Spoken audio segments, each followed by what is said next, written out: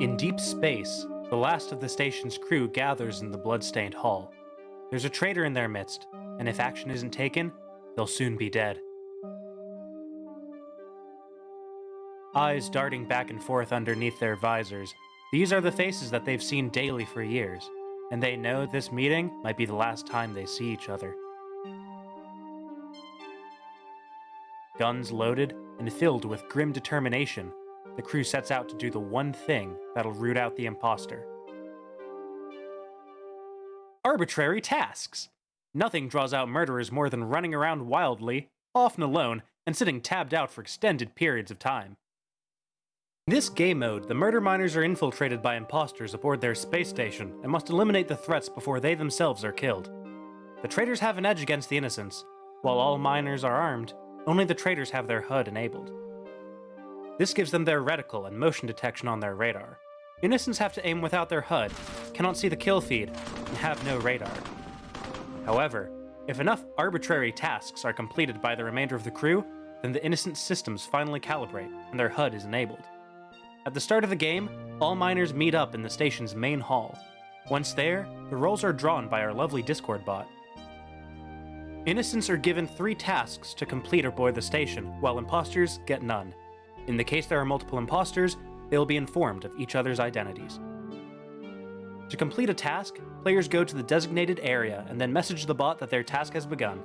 After 10 seconds of being tabbed out, the bot then confirms that their task is complete and notifies everyone in the game. If a miner dies, then their spirit goes on to haunt the station, and through paracausal means they can infect the station's systems, allowing them to complete tasks from the beyond. Multiple players can draw the same task, so just because you see someone going into the same room you're in, doesn't mean you should kill on sight. There are 13 tasks that must be completed in specific locations aboard the station. These include sitting and grabbing a snack at the cafeteria, grab an assault rifle at the main arsenal, grab a pistol at the pistol rack, use the console in lower vents, use a console in Blue Blast door room, jump through the ray shield near Blue Blast door room, board the monorail car, maintain the grate in rear monorail, use the console in monorail terminal, rest on a bunk in the barracks, check the desk in barracks office, board an escape pod in the main hall, and punch 3 crates in cargo. There are also 3 wildcard tasks that can be accomplished anywhere within the ship. These include cleaning up 3 blood spills, maintaining 2 vent grates, and finally, staring out into space.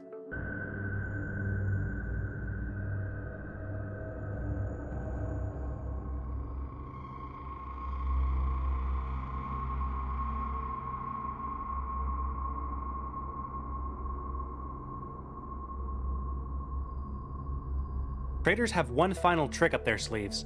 The station's network of air vents connect almost every one of its rooms, and lies out of reach to the station's innocent crew of miners. However, traitors can make use of their grappling hook to quickly zip into these vents from one of their many openings, allowing for quick and stealthy movement between kills. Luckily, everyone on the station has access to an arsenal of weapons. When miners spawn in, before the rolls are drawn, they get to choose their weapon. Traitors, innocents, everyone gets one, as well as the aforementioned grappling hook, whose use is limited to traitors only. The first weapon is the pistol. The pistol is no mere sidearm. With high damage and a single-stage zoom, the pistol is capable of taking down opponents accurately from any range in as little as 3 shots. A 12-round mag and a rapid semi-auto trigger make this one of the more consistent guns available to the station's crew. Next, we have the battle rifle, the big brother to the pistol. It features a higher power zoom than the pistol and a 3-round burst, compensating for its reduced damage. Its accuracy and fire rate are comparable to the pistol, although it has virtually no recoil.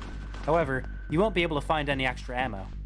An interesting weapon to have aboard an enclosed space station, the sniper rifle is the last of our scoped weapons, although this 2-stage zoom also comes with a laser for aiming without a HUD, but it's visible to all. While its 4-shot magazine and slow fire rate makes for a poor skirmishing weapon, all it takes is 1 to the head to take down an opponent. The most common weapon aboard the station is the machine gun. It's 40 rounds of full auto firing, and its alt fire lets it dump the mag with low accuracy but a staggering fire rate. Its poor accuracy makes it better for close-range engagements, but there are plenty of areas on the station that fit that description. However, when it comes to close range, nothing can beat the shotgun. 6 shells, 10 pellets, and up close, you only need 1 or 2 trigger pulls to doom any assailant. The shotgun also has the unique camouflage ability, disguising the miner as blocks at the cost of a movement speed penalty. Innocents be warned, traitors can still see your movements on their radar. If you want to play this game mode yourself, here are the settings we used. While the bot itself is not open to invite, the command file can be found in the description below. It's set up for a bot that reads commands from a command folder, and while I couldn't find the tutorial I used to make my bot, I've linked a site that should tell you how to get one set up. The core of this game is the traitor command. This command accepts a variety of arguments that you can input to change your game. The meat and potatoes will be the draw command. This is the one that actually draws the rolls based on your inputs. If you add in the ST argument, this enables secret traitors. If there are multiple traitors, they won't be notified of the others' identities, at least not until kills pop up in the kill feed. This is good for balancing. For example, in a game with 6 players, having only 1 traitor would be too tough on the traitor, while 2 would be too tough on the innocents. However, secret traitors slows down the start of the game just enough that a 2 versus 4 player split might be balanced. Adding the task argument will give the innocents tasks. If you leave this out, there won't be tasks in that game.